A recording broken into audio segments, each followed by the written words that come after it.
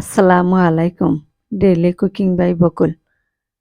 আজকে মূলা দিয়ে দারুণ টেস্টি একটি রেসিপি তৈরি করব। মূলার এই রেসিপিটি খেতে খুবই ভালো লাগে। রুটি পরোটার সাথে যেমন তেমন গরম ভাতের সাথে খেতে ভালো লাগে। এখানে হাফ কাপ মসুর ডাল নিয়েছি, ভালো করে ধুয়ে সিদ্ধ দিয়েছি। এখানে 3 কাপের মতো পানি দিয়েছি, দিয়ে ডালটা সিদ্ধ করে নিব।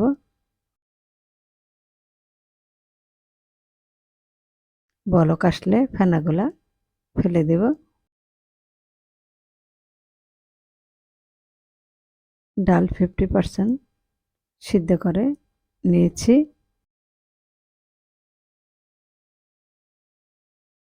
এখন অ্যাড করব স্বাদ মতো লবণ, সামান্য জিরার গুঁড়া, সামান্য ধনে গুঁড়া, সামান্য মরিচের গুঁড়া, সামান্য হলুদের গুঁড়া দিয়ে ভালো করে নেড়ে চেড়ে নিব।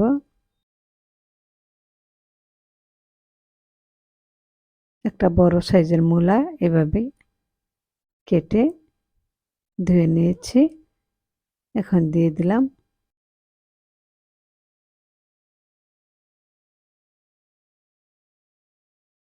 কিছুক্ষণের জন্য ঢেকে দেব।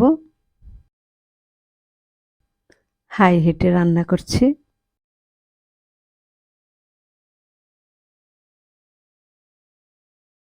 আবারও নেড়ে চেড়ে ভালোভাবে সবকিছু চেড়ে মিশিয়ে নিচ্ছি।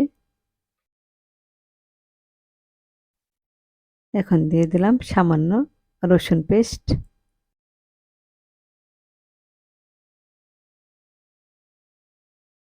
কিছু পেঁয়াজ কুচি,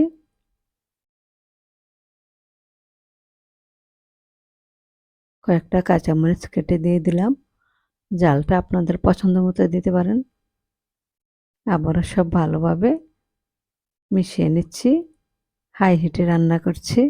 মূলের তরকারিটা তুলে নিয়েছি। এখন পেঁয়াজের ফোড়ন দিব। পরিমাণ মতো তেল দিয়ে কিছু পেঁয়াজ কুচি দিয়ে দিলাম।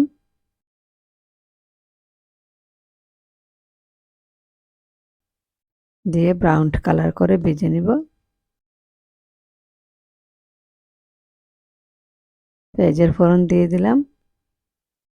চাইলে আপনারা রসুন দিয়েও ফোড়নটা দিতে পারেন।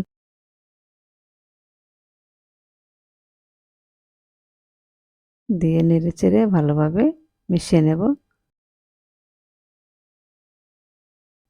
এখন দিয়ে দিলাম কিছু ধনেপাতা কুচি।